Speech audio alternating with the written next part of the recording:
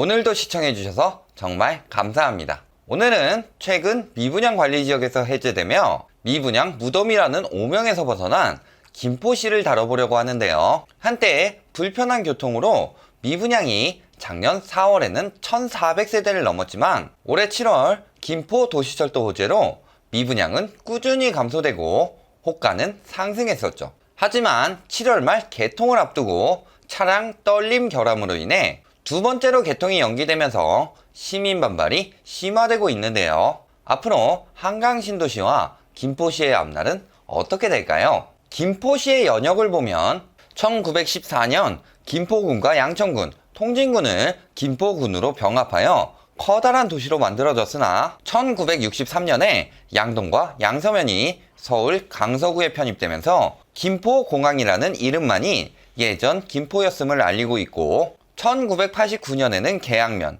1995년에는 검단면이 인천에 편입되면서 규모가 많이 축소되었죠. 그렇게 큰 도시들에게 이리저리 땅을 떼어줬지만 1998년에는 인구가 5만 명이 넘어서면서 김포시로 승격하게 되는데요. 이후 2기 신도시인 김포 한강신도시가 계획 및 조성이 되면서 빠르게 발전했죠. 지금은 2019년 6월 기준 김포 인구 43만 2천여 명, 가구는 17만여 세대로 급성장했으며 당초 15만 3천여 명에 5만 7천여 호로 계획되었던 한강신도시도 벌써 19만 4천여 명에 7만 3천여 세대로 목표를 넘어서게 됩니다. 김포가 이렇게 급성장할 수 있었던 원동력은 바로 김포 도시철도 때문인데요. 무인 자동운전 시스템으로 만들어지며 양촌역부터 김포공항역까지 총 10개역으로 만들어지는 노선입니다. 5호선, 9호선 공항철도가 환승 가능해 마곡까지는 30분대, 강남이나 여의도까지 1시간 이내로 갈 수 있고 출퇴근 시간에는 3분 간격으로 타이트하게 운영할 예정이라 많은 서울 직장 수요들이 유입할 수 있는 계기가 되었습니다. 두 번째는 한강 시내폴리스입니다. 고촌, 향산리, 걸포동 일대 약 34만 평의 대규모 방송, 영상, 문화산업단지를 조성할 계획입니다. 10년 넘게 표류하다가 최근이 되어서야 사업자를 새로 선정하며 다시 시작하게 되었는데요. 2022년 완공을 목표로 올해부터 토지 보상을 빠르게 진행하여 조속히 착공에 들어가려고 합니다. 문제는 10년 전 가격으로 보상을 하기 때문에 많은 반대에 부딪힐 것으로 예상되는데요. 게다가 국유지를 개간하여 농사를 지은 주민들의 권리 행사까지 있어 지연될 가능성이 굉장히 높은 상황이라 조금 더 지켜봐야 할 것으로 보이네요. 세 번째는 풍무역세권 개발 사업입니다. 풍무역 북부 4호동 일대 사업비 약 1조, 26만 5천여 평의 규모로 8천 가구의 주거용지 및 공원, 대학 용지 등을 조성할 계획입니다.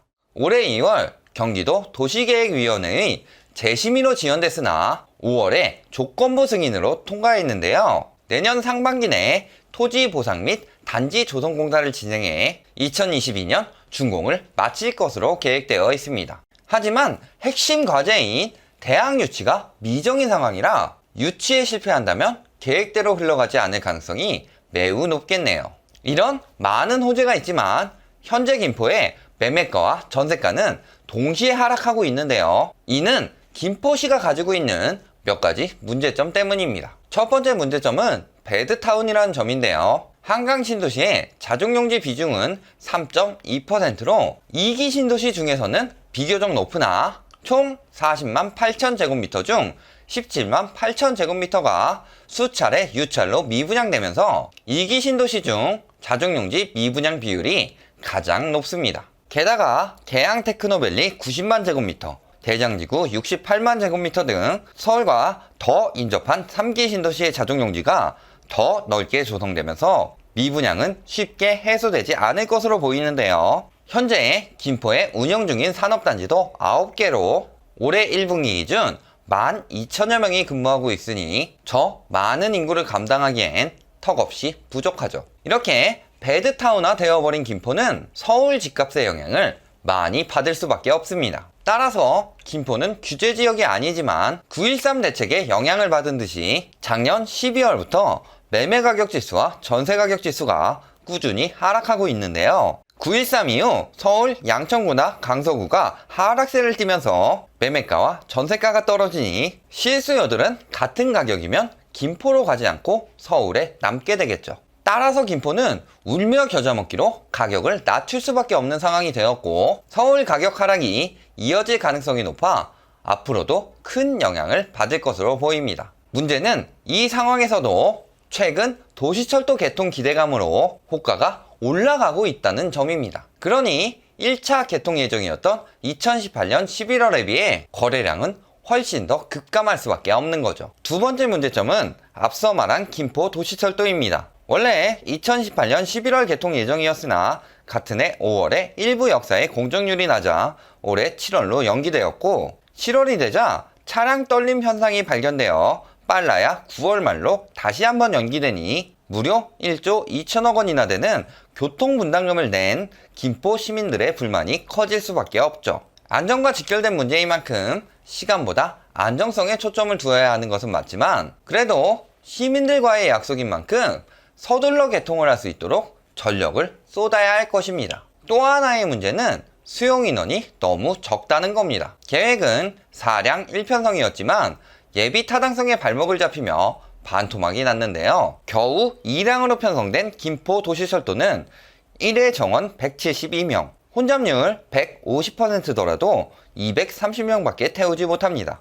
출근 시간에 3분 간격으로 230명씩 태운다고 해도 1시간에 나를 수 있는 인원은 고작 4,600명, 한강 신도시 인구 19만 4천명의 2.4% 수준이죠. 인구수에 비해 턱없이 수송 능력이 부족한 지하철로 마곡, 여의도, 강남 접근성이 좋다고 홍보했으나 출퇴근 시간에 이용할 수 있을 만한 교통은 아니겠네요. 게다가 종점에 있는 양촌 구례에서는 출근 시간에 이용 가능할 수도 있지만 장기나 운양쯤 왔을 때는 이미 만차가 될 것으로 보이니 출퇴근 시 도시철도를 이용하려고 서울에 가까운 고촌이나 풍무역에 집을 구했다가는 큰 낭패를 보게 될 상황입니다. 9호선의 경우도 4량에서 6량으로 일부 개조했지만 아직도 지옥철로 유명한데, 김포 도시철도는 겨우 2량이라 더 지옥철이 될 가능성이 농후하다는 거죠. 기존 2량에서 최소 6량까지는 증설해야 출퇴근길 교통의 역할을 제대로 할 수 있을 것으로 보이나, 4량 때부터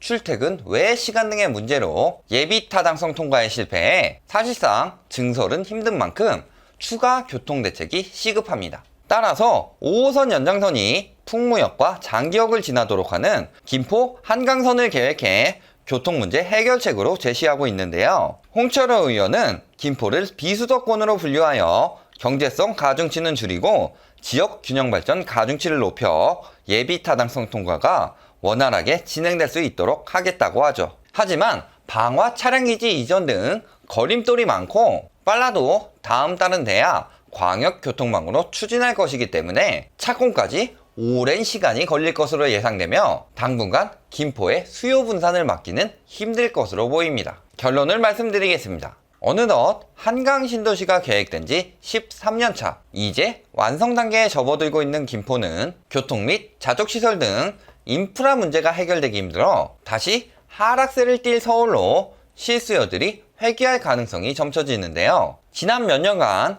신도시마다 퍼져있던 많은 분양 투기 수요들과 함께 마곡지구 입성으로 강서구 아파트 가격이 급등하면서 여력 부족으로 어쩔 수 없이 탈서울하는 실수요들까지 유입되며 성황리에 분양이 되었던 한강 신도시에 힘입어 김포시는 급성장했었죠. 수도권에서 마곡지구 조성 혜택을 가장 많이 본 도시라고 해도 과언이 아닐 정도니까요. 하지만 예전 김포공항과 함께 양동, 양서면이 강서구에 편입되었듯이 이제는 서울 하락세에 암문이 짙어지면서 앞으로 전세가 만료되는 많은 실수요들이 강서구로 회귀할 것이 예상되기 때문에 갭투기로 불로소득을 취하려 했던 많은 투기 수요들의 몰락과 함께 가격은 하락할 것으로 전망됩니다. 오늘 영상이 도움이 되셨다면 좋아요, 구독, 알림 부탁드립니다.